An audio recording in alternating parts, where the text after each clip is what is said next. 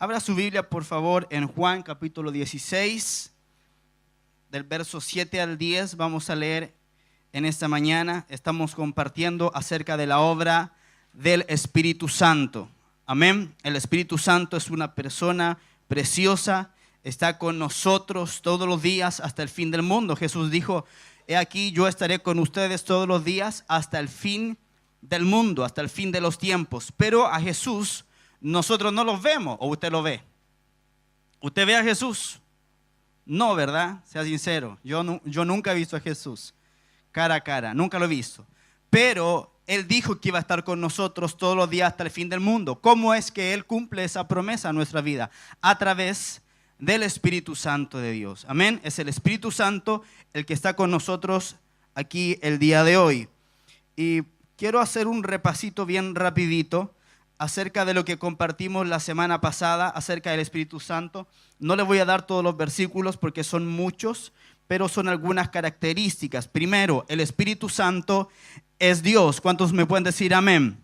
El Espíritu Santo es Dios. Él es la tercera persona de la Trinidad. Él no es una fuerza, no es algo etéreo, no es una fuerza de Dios, sino que es la tercera persona de la Trinidad. Número 2, el Espíritu Santo creó los cielos y la tierra. Dice la palabra del Señor que cuando Dios creó los cielos y la tierra, el Espíritu de Dios se movía sobre la faz de las aguas. Número 3, el Espíritu Santo nos hace nacer de nuevo. En la palabra del Señor dice en Juan: el que no naciere del agua y del Espíritu no puede entrar en el reino de Dios. ¿Qué significa nacer del agua? Nacer del agua quiere decir nacer de la palabra. Jesús le dijo a los discípulos: ustedes ya están limpios por la palabra que les he hablado. Y cada vez que se habla del agua en la Escritura se refiere a la palabra de Dios. Entonces, ¿cómo usted nació en el Señor? Usted escuchó una palabra y luego el Espíritu Santo lo hizo nacer a usted espiritualmente. Amén.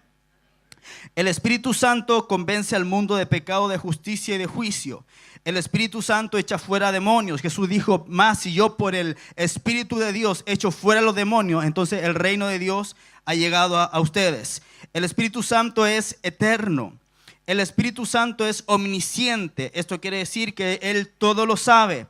El Espíritu Santo es omnipotente. Esto quiere decir que Él tiene todo el poder. Y el Espíritu Santo es omnipresente, que está en todo lugar. El salmista David dijo: ¿a dónde me iré de tu espíritu? ¿Dónde me voy a esconder de tu presencia? Si en el Seol hiciera mi estrado, dice: he aquí, allí tú estás. Si voy a la montaña más alta, ahí está el Señor. No nos podemos escapar de Él. Vimos también algunas evidencias de que el Espíritu Santo de Dios es una persona. En primer lugar, el Espíritu Santo habla. ¿Se acuerda que vimos que el Espíritu Santo hablaba?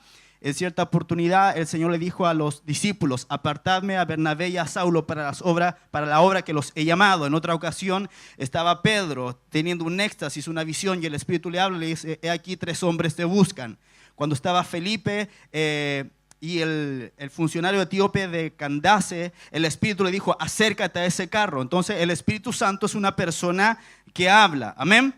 Número 2, el Espíritu Santo nos ayuda y el Espíritu Santo ora por nosotros. El apóstol Pablo dice que nosotros no sabemos orar como conviene, pero que el Espíritu Santo nos ayuda a orar en la dirección correcta y que el Espíritu mismo intercede por nosotros con gemidos indecibles. Entonces, si usted no sabe orar, usted tiene que decirle: Espíritu Santo de Dios, enséñame a orar, enséñame a hablar las palabras precisas, y el Espíritu Santo lo va a ayudar para orar correctamente. Número 4, el Espíritu Santo nos enseña. Jesús dijo que el Espíritu nos iba a recordar todas las cosas que Jesús nos dijo y nos iba a enseñar y a guiar a toda verdad y a toda justicia. ¿Cuántos me dicen amén? El Espíritu Santo testifica sobre el Señor Jesús. Jesús dijo: el Espíritu Santo tomará de lo mío y os lo hará saber.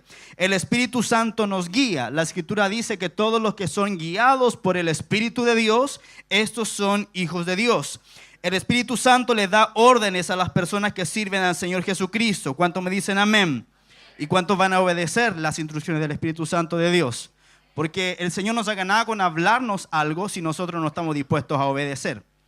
Y ocurre algo muy particular. Cuando el Espíritu Santo nos habla y nosotros insistimos en desobedecer, entonces Él se calla. Y eso es muy peligroso para nuestra vida como creyentes. Entonces, lo único que puede frenar la voz del Espíritu en nuestro interior es que nosotros seamos desobedientes a su voz. Pero si usted obedece, Él le va a hablar cada vez más y más. El Espíritu Santo llama a las personas al ministerio. Vimos el ejemplo de Pablo y Bernabé. El Espíritu Santo fortalece a los creyentes. El Espíritu Santo tiene emociones y sentimientos. El apóstol dice, y no contristéis al Espíritu Santo de Dios, con el cual fuisteis sellados para el día de la redención. El Espíritu Santo se puede entristecer. ¿Cómo usted lo entristece al Espíritu de Dios? Cuando usted lo ignora, cuando usted lo desobedece, cuando usted comete un pecado, a Él lo contrista, porque Él, dice la Escritura, habita dentro de nosotros. Amén. El Espíritu Santo es celoso y el Espíritu Santo habita dentro de nosotros. La palabra dice que somos templo del Espíritu Santo de Dios. Entonces vimos todo eso acerca del Espíritu Santo. Si usted no vino el domingo pasado, entonces véalo en nuestro canal de YouTube. Ahí está el audio de la prédica para que usted lo pueda escuchar. Y el Espíritu Santo trabaja principalmente de dos maneras. Y ahora entro en terreno de lo que quiero hablar hoy día y la próxima semana. Primero, el Espíritu Santo trabaja en los incrédulos. Esa es la primera manera, en el mundo que nosotros le llamamos. Cuando hablamos del mundo, no estamos refiriéndonos al planeta Tierra, no estamos refiriendo al sistema de este mundo. Entonces, el Espíritu Santo trabaja en los incrédulos. Hoy vamos a ver esto. Y número dos, el Espíritu Santo trabaja en los creyentes, o sea, en el pueblo de Dios. Y ahora vamos a Juan capítulo 16, versos 7 al 10. Dice, pero yo os digo la verdad, os conviene que yo me vaya, porque si no me fuera, el Consolador no vendría a vosotros. Mas si me fuere, os lo enviaré. Y cuando Él venga, convencerá ¿a quién? Al mundo de tres cosas: de pecado, de justicia y de juicio. De pecado por cuanto no creen en mí, de justicia por cuanto voy al Padre y no me veréis más, de justicia por cuanto voy al Padre y no me veréis más, ¿sí? Y de juicio por cuanto el príncipe de este mundo ha sido ya juzgado. Entonces, hay un ministerio del Espíritu Santo entre los inconversos y entre los creyentes. Amén. Y el Espíritu Santo, ¿cómo trabajan los inconversos? Esta palabra es muy importante porque si usted la agarra bien, usted va a aprender cómo orar en la dirección correcta para que su familia se convierta. ¿Cuándo tienen familiares inconversos o no creyentes? ¿Usted tiene? O amigos o personas conocidas que usted anhela con todo el corazón que ellos se conviertan al Señor. Yo tengo de esas personas. Usted también, ¿verdad? Entonces, si usted agarra bien esta prédica y usted toma apuntes, y si usted la vuelve a escuchar después, usted va a aprender cómo orar correctamente para que esa gente conozca al Señor. Entonces, dice acá la Escritura, cuando Él venga, convencerá al mundo de pecado, de justicia y de juicio. Por lo tanto, el ministerio del Espíritu Santo entre los no creyentes o incrédulos es el de la convicción. La palabra griega para convencer es elenjo, que quiere decir refutar, amonestar, convencer, redarguir y reprender.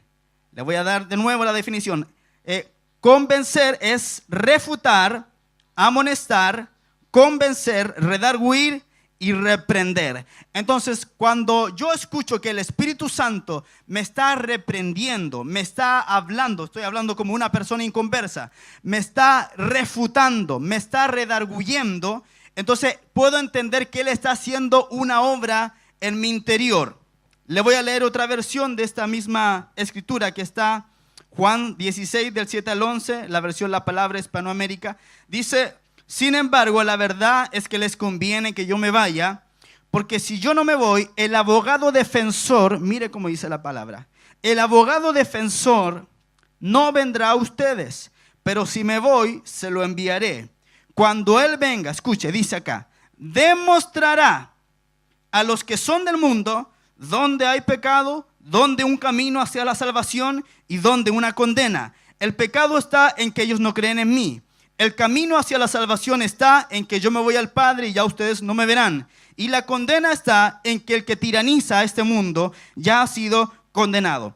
Entonces, la versión Reina Valera dice, va a venir el Consolador. Pero esta versión es más exacta, dice va a venir el abogado defensor. ¿Se acuerda que eso lo vimos el domingo pasado? Que el paracleto, ¿se acuerda que vimos esa palabrita? El paracletos o el paráclitos, que dijimos que cuando había un juicio y la persona estaba siendo acusada, miraba entre la multitud a ver si encontraba un rostro amigo, un rostro familiar, y llamaba a esa persona, se quedaba junto a él ahí parado y le ayudaba a ganar el pleito. Bueno, el Espíritu Santo fue enviado para que nosotros obtengamos la victoria. Amén. Él es nuestro abogado defensor. Él es el que nos cuida, es el que nos defiende. Y dice acá que cuando Él venga va a demostrar a los que son del mundo donde hay pecado. O sea, va a convencer al mundo de pecado. Como el mejor abogado que Él es, va a demostrar estas tres cosas. Convence al mundo de pecado, le dice a la gente donde hay pecado, le dice a la gente donde hay un camino hacia la salvación, esto es, los convence de justicia y los convence de que las tinieblas han sido condenadas. Entonces, el Espíritu Santo convence de pecado, de justicia y de juicio. Usted cuando llegó al Señor, lo primero que recibió, o de las primeras cosas que recibió, fue la convicción de que usted era pecador, ¿o no? Cada uno de nosotros recibió esa convicción. Él nos convenció de pecado, nos convenció de que estábamos mal, nos convenció de que necesitábamos a Cristo Jesús en nuestra vida. ¿Me dice amén? También el Señor nos convenció, el Espíritu Santo, de pecado, de justicia. Esto es, que el único camino al Padre es Jesucristo, que Él es la justicia de Dios, Cristo Jesús. Y de juicio, nos convenció además de que las tinieblas ya han sido derrotadas y que mediante el sacrificio de Cristo nosotros tenemos completa entrada delante del trono de Dios. ¿Me dice amén?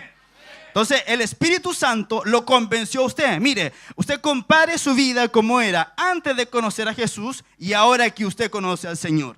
Los que ya llevan más tiempo, 1 año, 2 años, 3 años, compare cómo era su vida. Usted antes creía otras cosas que nada que ver de las que cree hoy, ¿o no es así? ¿Por qué? El Espíritu Santo lo convenció de que usted era un pecador, de que necesitaba a Cristo y lo convenció de que Cristo ha vencido las tinieblas. Entonces nuestra vida se fundamenta en la convicción que el Espíritu Santo ha hecho en nuestra vida y ha hecho en nuestro corazón. Entonces cuando usted entregó su vida a Jesús, cuando usted hizo la oración de fe, nadie le obligó o alguien lo obligó. Nadie lo obligó. Usted de su propia voluntad se le predicó el evangelio, el Espíritu Santo lo convenció de que necesitaba a Cristo, habló a su corazón y usted respondió de una manera, abriendo el corazón a Él. Y ahora usted es totalmente diferente porque fue convencido, recibió convicción de que necesitaba a Jesús en su vida. Entonces, si usted tiene un familiar, un amigo inconverso, y usted quiere que él conozca a Cristo, la dirección específica de su oración es esta. Tiene que orar al Espíritu Santo de Dios y decirle: Espíritu Santo, te pido que convenzas a mi papá, a mi mamá, a mi amigo, a mi amiga, a mi familiar de pecado. Muéstrale que está mal y que te necesita. Convéncelo de justicia, de que el único camino es Cristo. Convéncelo de juicio, de que las tinieblas de este mundo han sido condenadas y han sido derrotadas. Entonces, cuando usted ora ese tipo de oración, el Espíritu Santo está pendiente para ponerse a trabajar en la vida de aquellos que usted quiere que conozcan al Señor. ¿Me dice amén? Porque Él está expectante. Mire, dice la palabra del Señor que Él ha dado la tierra a los hijos de los hombres. Entonces el Espíritu de Dios no hace nada en la tierra que nosotros no le demos la autoridad para que Él se mueva. Porque Él es un caballero. Él no se mete donde no lo invitan. Nunca se mete. Hay veces que usted puede estar ocupado en su casa o trabajando. ¿Y qué pasa si usted está trabajando y lo llama a un hermano para contarle un problema X y usted está concentrado? Lo está molestando.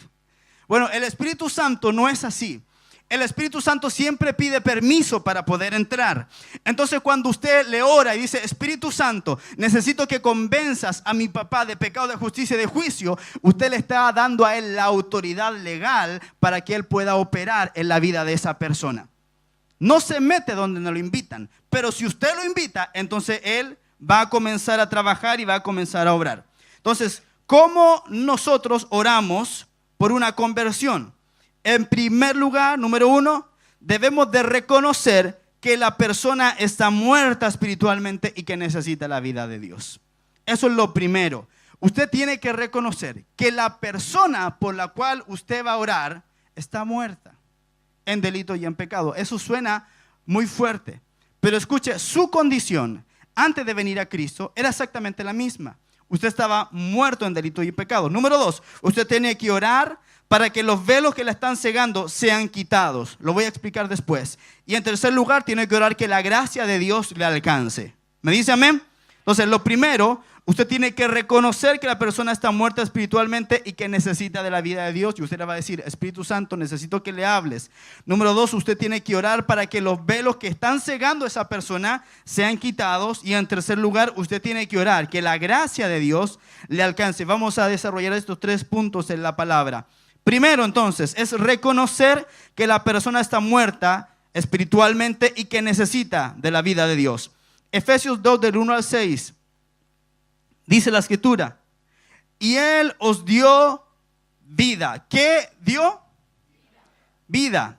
A vosotros, está hablando el apóstol Pablo a la iglesia de Éfeso. Y Él os dio vida a vosotros cuando estabais muertos en vuestros delitos y pecados, en los cuales anduvisteis en otro tiempo, siguiendo la corriente de este mundo, conforme al príncipe de la potestad del aire, el espíritu que ahora opera en los hijos de desobediencia, entre los cuales también todos nosotros vivimos en otro tiempo en los deseos de nuestra carne, haciendo la voluntad de la carne y de los pensamientos, y éramos por naturaleza hijos de ira, lo mismo que los demás. Verso 4, pero Dios, que es rico en misericordia, por su gran amor con que nos amó, aun estando nosotros muertos en pecados, nos dio vida juntamente con Cristo. Por gracia sois salvos. Y juntamente con Él nos resucitó y asimismo nos hizo sentar en los lugares celestiales con Cristo Jesús. Mire qué tremendo es la obra que el Espíritu Santo ha hecho en nuestra vida. Estábamos muertos y Él nos dio vida. Antes usted hacía las de Kiko y Caco. Espero que ninguno esté todavía haciendo las de Kiko y Caco. Supongo que el Espíritu Santo ha hecho una obra en su vida. Pero antes usted hacía de todo. Ahora hace un poco menos. Pero antes usted hacía de todo. ¿Por qué hacía de todo? Porque usted estaba muerto en delito y pecado. Usted estaba cegado a la vida de Dios. Pero dice la Escritura, y Él os dio vida a vosotros. Mire, esto se contrapone con lo que muchas veces nosotros pensamos. Creemos que nosotros le tenemos que, y es más, lo hacemos siempre. Le decimos, Señor, hacemos una oración de fe. Yo te pido que vengas a mi corazón, pero aún eso es guiado por el Espíritu de Dios, porque la palabra dice que Dios pone tanto el querer como el hacer por su buena voluntad. Entonces tú estás aquí hoy día porque el Señor te trajo, no porque tú quisiste venir en tus pies. No porque pasó la micro temprano, ni te levantaste temprano, ni tomaste el auto y tenías benzina. No, el Señor fue el que te trajo a este lugar. El Señor es el que te está trayendo a sus caminos. Es el Espíritu Santo de Dios el que te está hablando y que te está transportando. Amén. Entonces dice la Escritura que Él nos dio vida cuando estábamos muertos. Antes nosotros operábamos igual que los hijos de desobediencia. Hacíamos la voluntad de la carne y de los pensamientos. Dice lo mismo que los demás. ¿Cuál es la voluntad de la carne? La carne se refiere a la naturaleza pecaminosa que está dentro de nosotros. Es una naturaleza con la cual usted nació, una tendencia hacia el mal. Todos los seres humanos tienen eso. Antes hacíamos la voluntad de la carne y de los pensamientos, igual que los demás, y éramos hijos de ira. Pero el Señor, con su gran amor que nos amó, nos dio vida. Estando muertos, nos dio vida juntamente con Cristo. Siempre en la Escritura se liga la vida de Dios con el hecho de que Jesús resucitó. Por eso dice, os dio vida. Estaban muertos, nos dio vida juntamente con Cristo. Y dice, por gracia sois salvos. O sea, usted es salvo por gracia.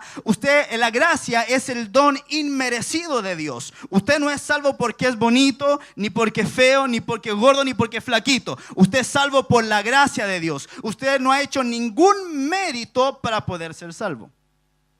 Ninguno.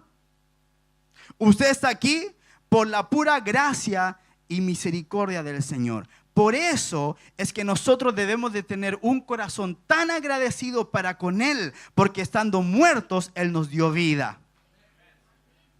Amén. Colosenses 2 del 13 al 15 dice, otra vez, leímos Efesios, ahora Colosenses dice, y a vosotros, estando como muertos en pecados y en la incircuncisión de vuestra carne, os dio vida juntamente con Él, perdonándoos todos los pecados. Escuche, anulando el acta de los decretos que había contra nosotros, que nos era contraria, quitándola del medio y clavándola en la cruz, y despojando a los principados y a las potestades, los exhibió públicamente, triunfando sobre ellos en la cruz. Aquí el apóstol Pablo otra vez dice que estábamos muertos en pecados y nos dio vida juntamente con Él, juntamente con Cristo. Pero va más profundo, dice, anulando el acta de decretos que había contra nosotros, que nos era contraria. Escuche, había un acta de decretos en contra de su vida. ¿Sabe cuál es esa acta? Son las maldiciones generacionales que nosotros cargamos por culpa de nuestros antepasados que caminaron en una vida desobediendo al Señor. Había un acta. Porque la palabra del Señor dice que Él visita la maldad de los padres sobre los hijos hasta la tercera y cuarta generación de los que lo aborrecen. Entonces escuche, hay cosas que te ocurren a ti en tu vida que te va mal, no porque sea tu culpa, sino que fueron la culpa de tus antepasados. Y usted dice, pero ¿qué culpa tengo yo? Usted no tiene la culpa, pero así son las cosas. Pero la palabra del Señor dice que estando muertos Él nos dio vida. Y algo más, dice que Él anuló el acta de los decretos que había contra nosotros, que nos era contraria, dice, quitándola del medio y clavándola en la cruz.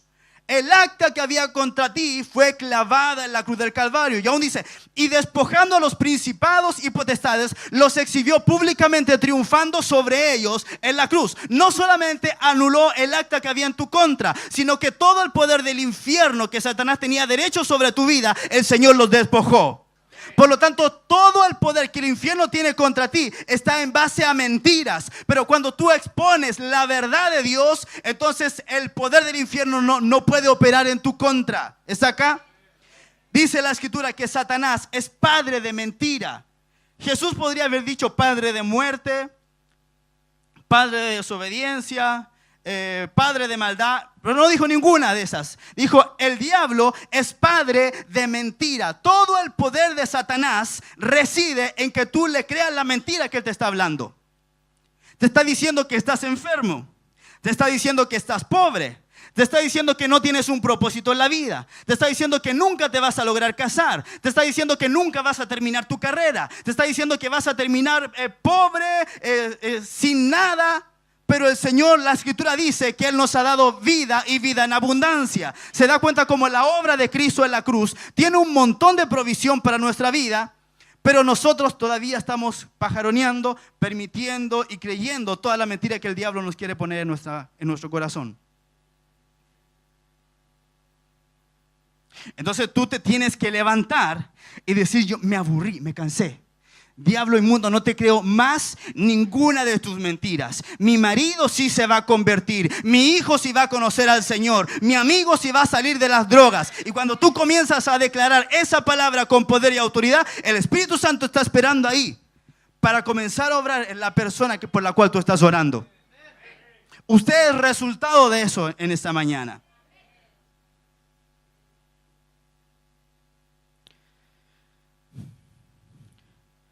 Entonces, la Biblia describe el estado espiritual de los no creyentes como humanos muertos en delitos y en pecados. Escuche, y esto no quiere decir que los no creyentes no tengan alma, por favor, sino que su alma está tan alejada del cielo y de la vida de Dios que son insensibles a Dios y a su reino. ¿Cuántos acá eran insensibles a Dios y a su reino antes de conocer al Señor? Éramos orgullosos, éramos altaneros, pecábamos como nos daba la gana, ¿verdad que sí? Estábamos ajenos de la vida de Dios, pero el Señor tuvo misericordia de nosotros. Entonces, escuche, los no creyentes, escuche, no son capaces de comprender la salvación de Dios a través de sus cinco sentidos o de su razón. Solo gracias al poder de la revelación interna podrán recibir la luz de la comprensión relacionada con la salvación. Eso me lleva a lo siguiente, que usted no se tiene que enojar con su familiar o su amigo o su vecino que no quiere recibir al Señor. Porque no es que él no quiera escuchar, es que él no puede escuchar. ¿Me está entendiendo? Un muerto, escuche, un muerto no ve, no habla, no oye. Y la palabra dice que estábamos muertos en delito y en pecado. Por lo tanto, el hecho de que usted esté aquí en esta mañana es un verdadero milagro de Dios. Porque usted no podía ni ver el reino de Dios, no podía escuchar a Cristo, no podía escuchar su voz, no podía sentirlo en su corazón. Sin embargo, en este día domingo, 21 de enero, a las 12:10 del día, usted está aquí escuchando una palabra de Dios, siendo lavado por la palabra, siendo lleno del Espíritu Santo de Dios. Entonces, usted que está en Cristo ahora tiene vida, ha sido perdonado, el acta contraria fue anulada y las tinieblas ya no tienen poder sobre ti. ¿Y quién es el que nos da esta vida entonces? Es el Espíritu Santo el que nos hace nacer de nuevo. Juan 3:5-6 dice, respondiendo Jesús, de cierto te digo que el que no naciere de agua y del Espíritu no puede entrar en el reino de Dios. Lo que es nacido de la carne, carne es, y lo que es nacido del Espíritu, Espíritu es. Entonces nosotros nacimos por el Espíritu Santo. Mire Santiago 1:18, dice, Él de su voluntad nos hizo nacer por la palabra de verdad, para que seamos primicias de sus criaturas. Él de su voluntad, no porque usted quiso, no porque usted fue choro, no porque usted dijo, ay, vamos a ver qué es lo que hablan los canutos. No, dice Él de su voluntad nos hizo nacer por la palabra de verdad. Efesios 1:13 dice, en Él también vosotros, habiendo oído la palabra de verdad, el evangelio de vuestra salvación, y habiendo creído en Él, fuisteis sellados con el Espíritu Santo de la promesa. Entonces un muerto no puede oír. Por eso cuando tú estás oyendo la palabra de verdad, es el Espíritu Santo, que es el Espíritu de verdad, que comienza a darte vida mientras estás oyendo la palabra. Desde el momento en que abres tu corazón para escuchar con sinceridad y tienes una receptividad sincera para oír, Él comienza a transformarte. Lo único que tú tienes que hacer, ahora que ya conociste al Señor, es tener un espíritu receptivo a su voz. La palabra dice, si oyereis hoy su voz, no endurezcáis vuestro corazón. No endurezca el corazón, sino que tenga un corazón abierto al Señor. Entonces escuche, el estado pecaminoso de la persona comprende la separación de Dios. Ese estado se llama pecado original y lo llevamos de manera corporativa. Entonces dice la Escritura que nosotros estábamos separados de Dios, ajenos a la vida de Dios, y cargamos en nosotros, antes de conocer al Señor, el pecado original, que todos los hombres lo cargan. Romanos 5:12 dice, por tanto, como el pecado entró en el mundo por un hombre y por el pecado la muerte, así la muerte pasó a todos los hombres por cuanto todos pecaron. ¿Cómo fue que entró la muerte en la humanidad? Mire, Dios creó al hombre, a la humanidad, no para que muriera. Ese no era el propósito de Dios. ¿Cómo fue que entró? Adán desobedeció a Dios y fue echado de su presencia.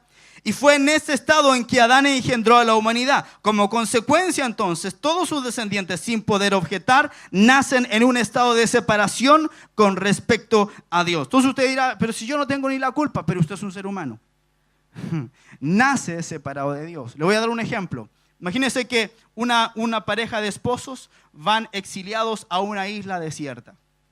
Y en esa isla desierta, ellos tienen hijos. Los hijos van a estar aislados de la patria que les corresponde. ¿Verdad que sí? ¿Qué culpa tienen los hijos? No tienen la culpa, pero los papás fueron los exiliados, ¿se entiende? Entonces hay cosas que simplemente son así. El hombre nace siendo pecador. Pero escuche, hay una salida, porque es en esta situación de abandono la humanidad moriría para ir al infierno. Pero sin embargo, es en esta situación en la que hacen su aparición dos cosas: el gran amor y la misericordia del Señor. Él nos liberó por medio de nuestro Señor Jesús, quien con su muerte pagó todo el precio de nuestro pecado original y de nuestros pecados personales. ¿Qué significa eso entonces? Que todos cuantos crean en Él y reciban la gracia de la salvación, reciben la vida eterna, dejan de estar separados de Dios. Romanos 5:8 dice: mas Dios muestra su amor para con nosotros en que, siendo aún pecadores, Cristo Jesús murió por nosotros.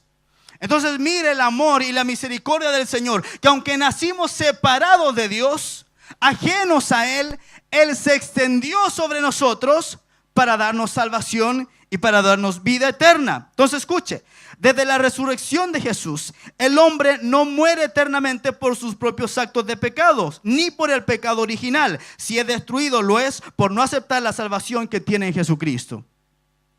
Por eso que la gente va al infierno. Ni siquiera va al infierno por los pecados que comete. Va al infierno por no querer recibir la salvación que viene de parte del Señor Jesús. Porque la gracia, escuche, es para todos. La gracia de Dios, el don inmerecido de Dios, Él lo pone al alcance de todos. Pero la pregunta es, ¿cuál es la respuesta que nosotros vamos a tener frente a la gracia de Dios? Si usted, por ejemplo, recuerda la parábola del sembrador, el problema nunca fue la semilla, sino que la tierra. Pregunta, ¿estás siendo tú una buena tierra? ¿Cómo te estás preparando cada domingo para recibir la semilla de la palabra de Dios? ¿Estás siendo una buena tierra tú? El problema nunca es la semilla. Donde hay una casa donde se predica la palabra de Dios genuina y el Espíritu Santo está obrando, el problema nunca es la semilla. El problema siempre es la tierra. ¿Qué tipo de tierra estás haciendo tú? ¿Estás abonando tu terreno? ¿Cómo lo abono? ¿Cómo lo cuido? Bueno, con oración, con la lectura de la palabra, con la meditación de las Escrituras, con la meditación en la presencia de Dios.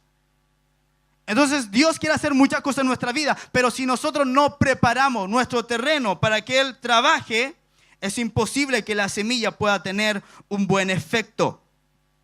Ahora, escuche, ¿cómo podemos despertar el alma muerta e insensible de un incrédulo para que reciba este mensaje del evangelio? ¿Quién puede convencer a la gente? Escuche, nosotros no podemos. Es el Espíritu Santo, Él es quien lo hace. Y Dios prometió hacer esta obra mediante el Espíritu, quien la está llevando a cabo por todo el mundo a través de la proclamación del evangelio por la iglesia. Entonces, escuche, hay una tarea que usted tiene que hacer y que yo debo hacer. El Espíritu Santo es el que convence, pero la iglesia es la que predica. ¿Está acá? El Espíritu Santo es el que obra, pero usted es el que va a abrir la boquita y va a compartir el evangelio, ¿o no? Mientras usted no hable el evangelio, mientras usted no le predique a otros, entonces el Espíritu Santo no se puede mover, porque el Espíritu Santo se va a mover en el corazón del incrédulo a través de la palabra que usted le esté hablando. Por eso entonces usted tiene que predicar en todo tiempo. Todo el tiempo usted tiene que estar hablando del Señor. Cuando usted va en la micro, cuando usted va de camino, cuando usted está en el colegio, en la universidad, en el trabajo, si tiene un tiempo, todo el tiempo usted tiene que compartir de Cristo. Cuando usted no lo está haciendo, usted está siendo desobediente a la voz de Dios.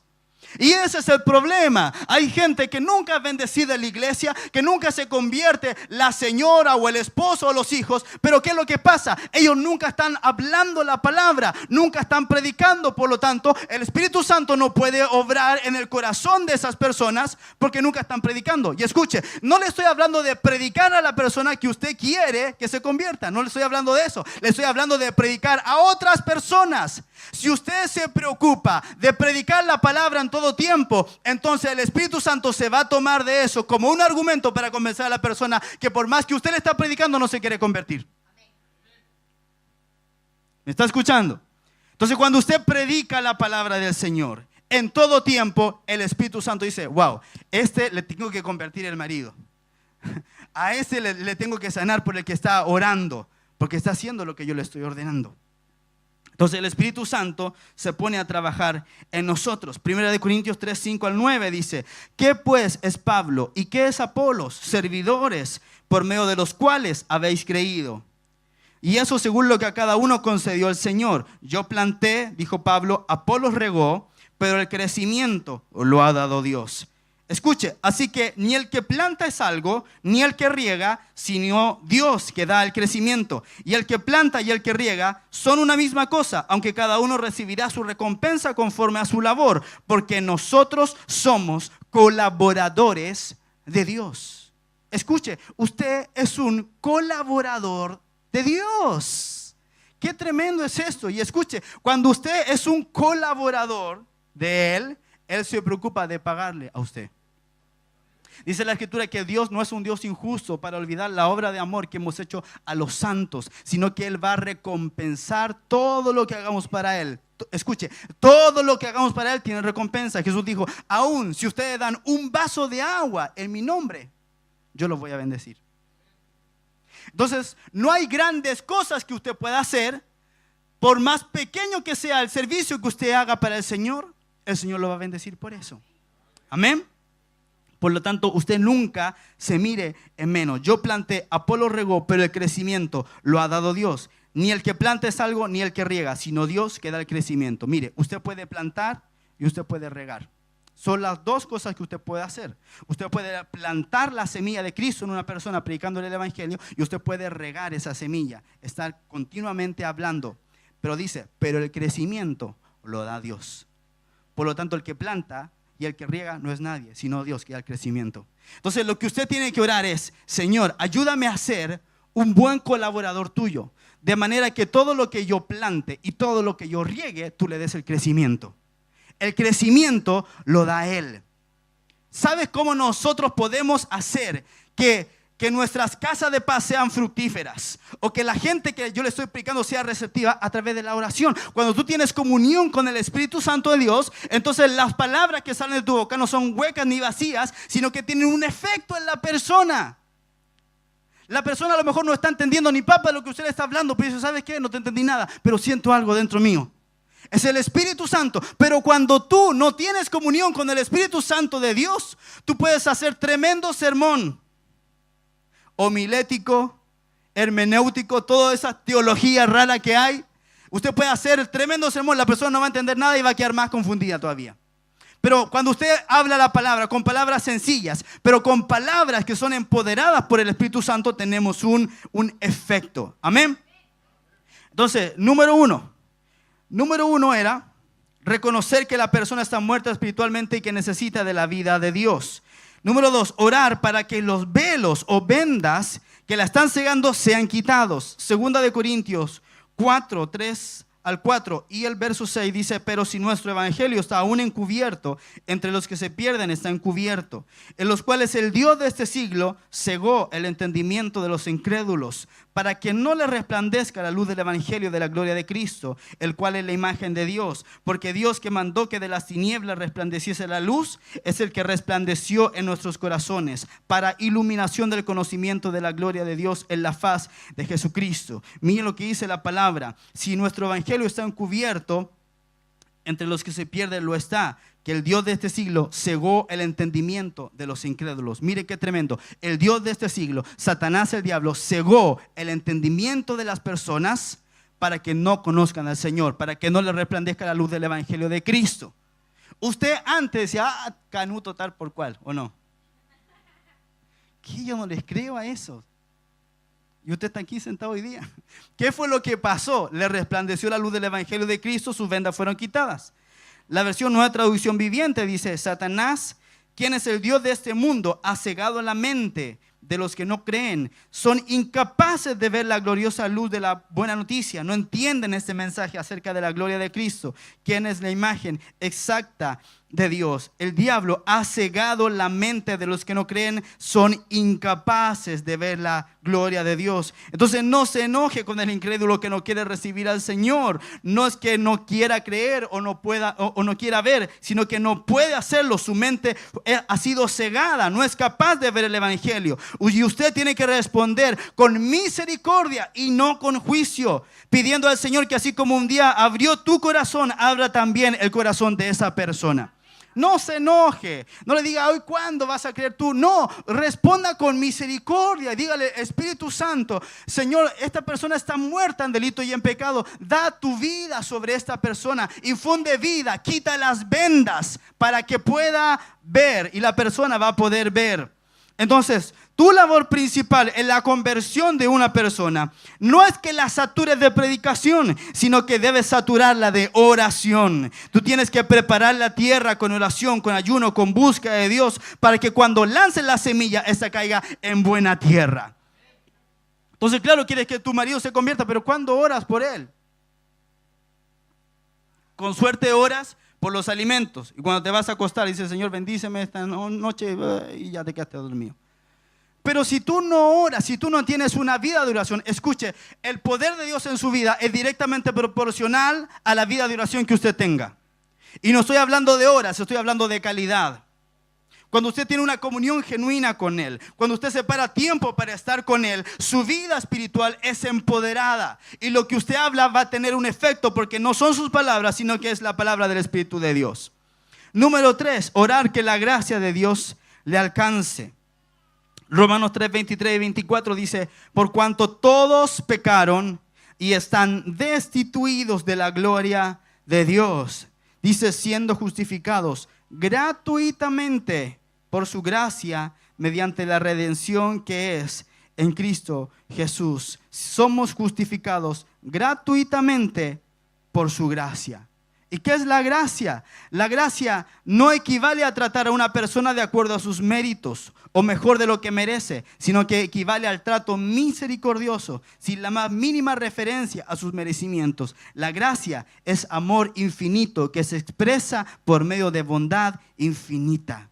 Esa es la gracia de Dios. La gracia de Dios hacia los pecadores se ve en el hecho de que Él mismo, por medio de la expiación de Cristo, pagó toda la pena por el pecado, por lo cual puede perdonar con justicia el pecado sin tener en consideración el mérito o desmérito del pecador. El pecador no es perdonado porque Dios sea misericordioso para excusar sus pecados, sino porque hay redención mediante la sangre de Cristo. O sea, Dios no lo perdonó solamente porque Él es misericordioso, sino que Dios le perdonó porque Cristo puso su vida por usted.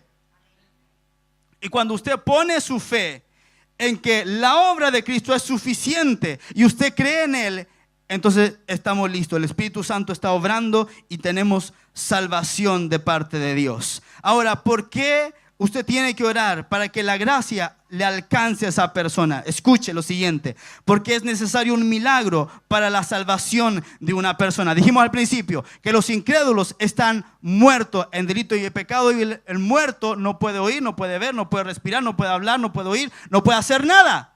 ¿Qué necesita para volver a la vida? Necesita un milagro. ¿Está acá? Necesita un milagro, y ese milagro solamente es por la gracia de Dios. Y escuche, ¿cómo ocurre este milagro exactamente? Ocurre exactamente como el primer milagro que hizo que naciera el primer Hijo de Dios, que es Jesucristo. Lucas 1:35 dice, escuche, respondiendo el ángel le dijo, el Espíritu Santo vendrá sobre ti y el poder del Altísimo te cubrirá con su sombra, por lo cual también el santo ser que nacerá será llamado Hijo de Dios. Esto fue lo que le dijo el ángel a María. Para que naciera el Hijo de Dios, Jesucristo, tenía que venir el Espíritu Santo sobre ella con poder, cubrirlo con su sombra, y el ser que iba a nacer se iba a llamar como Hijo de Dios. ¿Cómo es que una persona, en lo natural, biológicamente hablando, no era posible que naciera Jesús de María si María era virgen? Científicamente hablando, eso no es posible, porque tiene que haber un espermatozoide y un óvulo para que haya una fecundación y los 9 meses después sale la guagüita, ¿o no? ¿Cómo ocurrió el nacimiento de Cristo? Es un milagro. El Espíritu Santo vino sobre María, la cubrió con su sombra Y el santo ser que nacerá, ¿cómo se llamó? Hijo de Dios. Cuando una persona nace en el Señor, es exactamente lo mismo. Es el Espíritu Santo el que viene con poder sobre la persona. Es el Espíritu Santo que la convence de pecado, de justicia y de juicio. Y luego esa persona, al recibir a Jesús en el corazón, al confesar todos sus pecados, nace un nuevo ser que es un hijo de Dios. Usted es un hijo de Dios. Amén. Por último, tenga la seguridad de la victoria en la oración por la conversión de una persona. Satanás ya fue juzgado, su poder fue quebrantado, opera en bases a mentiras, pero cuando es expuesta la verdad, todo su imperio se desmorona y se derrumba. Juan 12, 31 al 33 dice: ahora es el juicio de este mundo, ahora el príncipe de este mundo será echado fuera. Mira lo que dice Jesús: y yo, si fuera levantado de la tierra, a todos atraeré a mí mismo. Y decía esto dando a entender de qué muerte iba a morir. Ahora es el juicio de este mundo. ¿Cuándo fue el juicio del príncipe de este mundo? Cuando Jesús murió y resucitó. Ese fue el juicio en contra de Satanás el diablo y en contra de las tinieblas. Y dice: y yo, si fuera levantado de la tierra, a todos atraeré a mí mismo. Ese es el poder de la gracia. Por lo tanto, cuando usted predica a Cristo crucificado, recuerde que el apóstol Pablo dijo: ya no quiero saber otra cosa sino que a Cristo crucificado. Cuando usted predica a Cristo crucificado, está reviviendo cuando Él fue levantado de la tierra. Si yo fuera levantado de la tierra, ¿se acuerdan cuando crucificaron a Jesús? Lo levantaron sobre la tierra, ¿verdad? Dice: a todos atraeré a mí mismo. Esa es la gracia de Dios obrando en las personas. Ahora, el príncipe de este mundo fue echado fuera cuando Cristo lo venció en la cruz. Usted tiene que entender que la victoria ya está ganada en el Señor.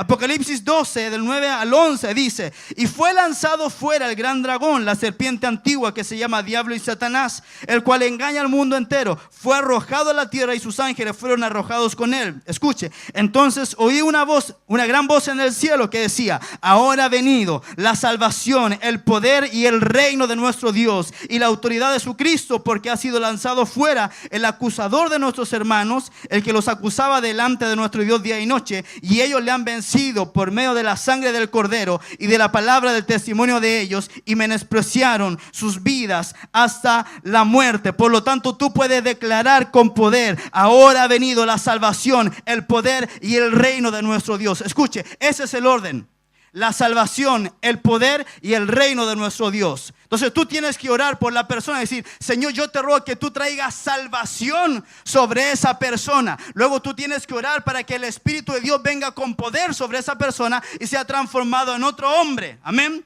Y luego tú tienes que orar para que esa persona no solamente reciba salvación y poder, sino que pueda comenzar a caminar él en el reino de Dios. Amén. Qué tremendo es la victoria de Cristo en la cruz. Entonces, escuche, tenemos un enemigo derrotado, destruido, desarmado. Necesito que pasen los músicos, por favor. ¿Y sabe qué? Cada vez que nosotros estamos predicando, ¿sabe lo que va a querer hacer el diablo? Lo va a querer callar. Lo va a querer decir: mira, tú ¿quién eres? Si tú no eres nadie. Acuérdate que el otro día nomás andábamos los dos juntos, te va a decir el diablo: andabas pecando, andabas mintiendo, andabas estafando. ¿Y tú quién eres? Mire, ¿sabe cuál es una de las armas más grandes de Satanás? La condenación. Te acusa con tu pasado.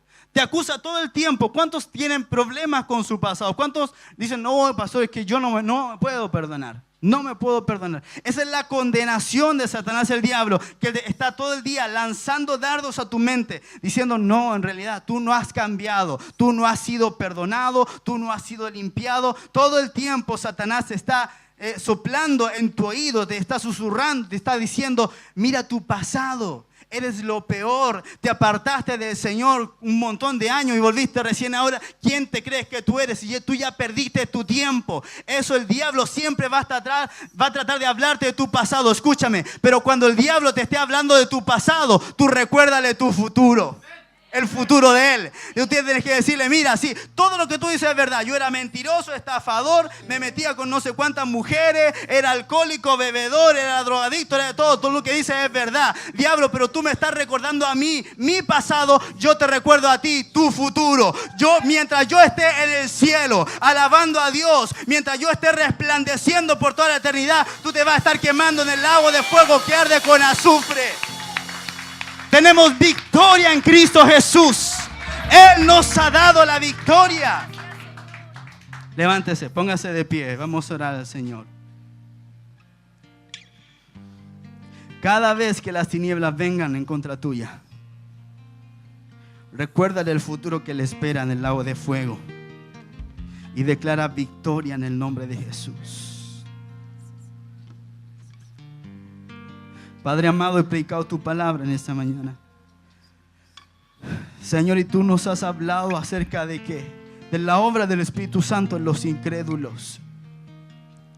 Señor, y yo ruego que tu poder sobrenatural, Señor, porque no es un poder natural el que obra transformación en las personas, no es la gran capacidad de oratoria que podamos tener, sino que es la demostración de tu poder. Padre, yo te ruego que en esta mañana, Señor, tu Espíritu Santo pueda estar obrando, Señor, en nuestro propio corazón como hijos de Dios, pero también obrando en aquellas personas que a lo mejor por primera vez vienen a este lugar y que no han tenido un encuentro con Jesús. Espíritu Santo de Dios, tú eres el que convence de pecado, de justicia y de juicio, y tú eres el que glorifica el nombre de Jesús.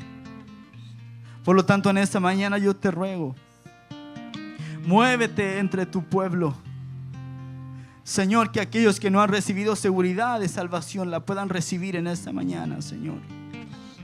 Y que tu pueblo sea lleno de tu espíritu, de tu presencia.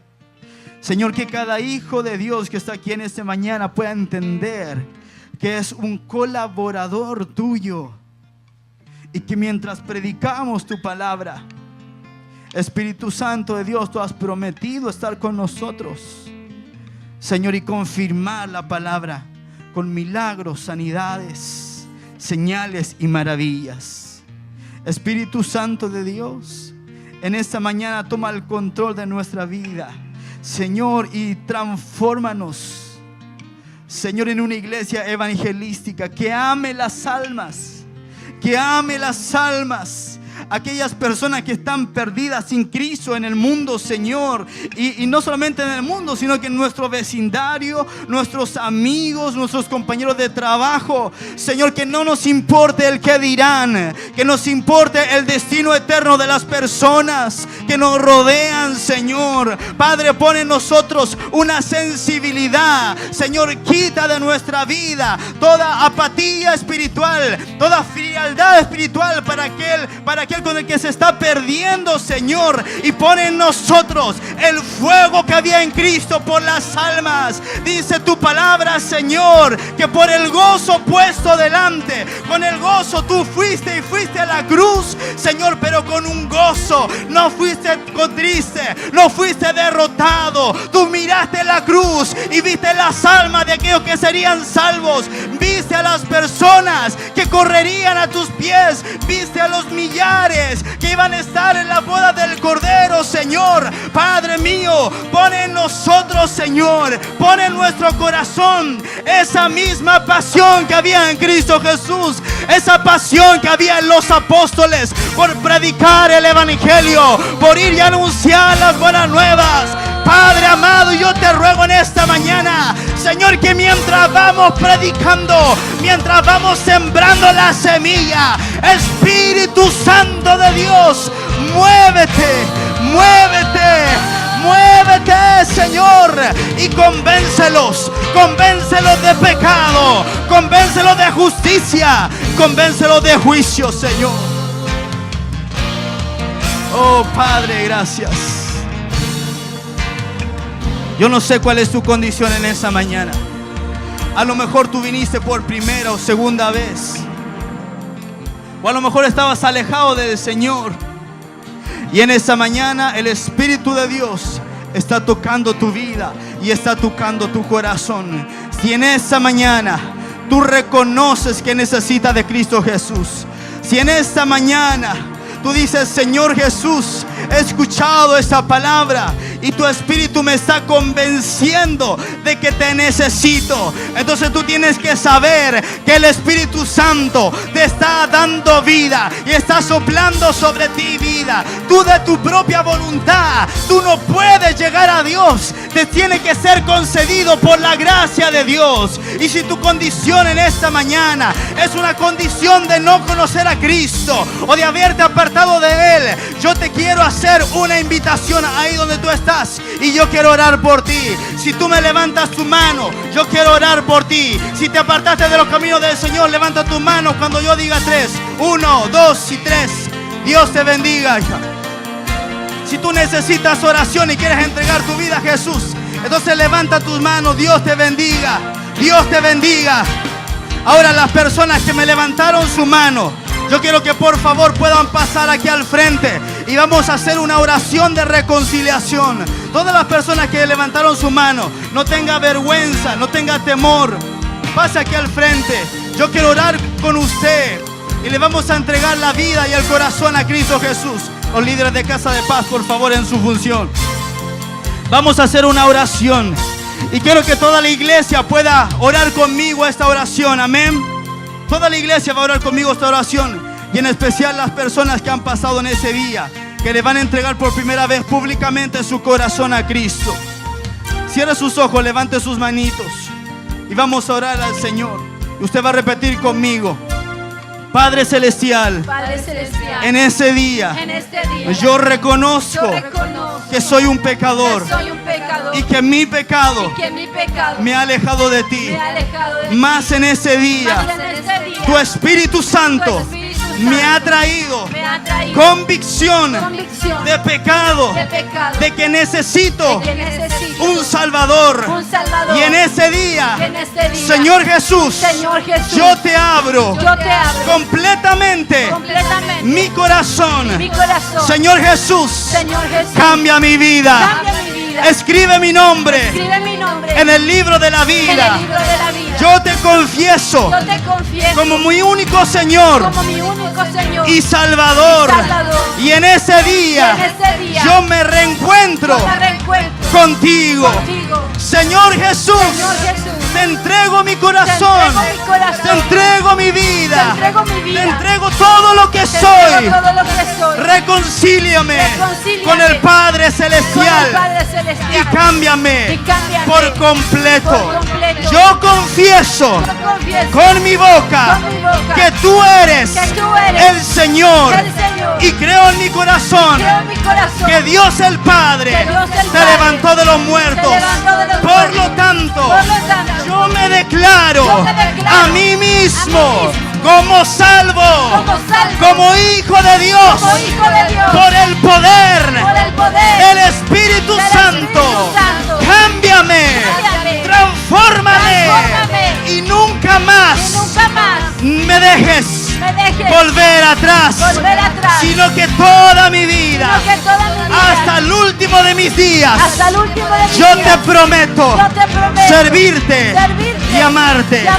Señor, y si hoy muriera, al abrir mis ojos, tengo la certeza de que estaré en tus brazos.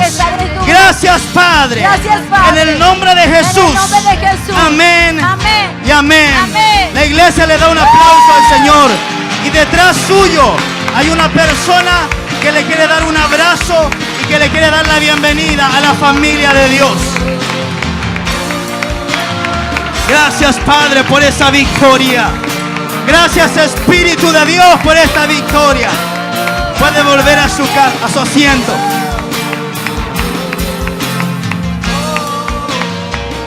Gracias, Jesús, te adoramos y te honramos en esta mañana. Gracias, Jesús.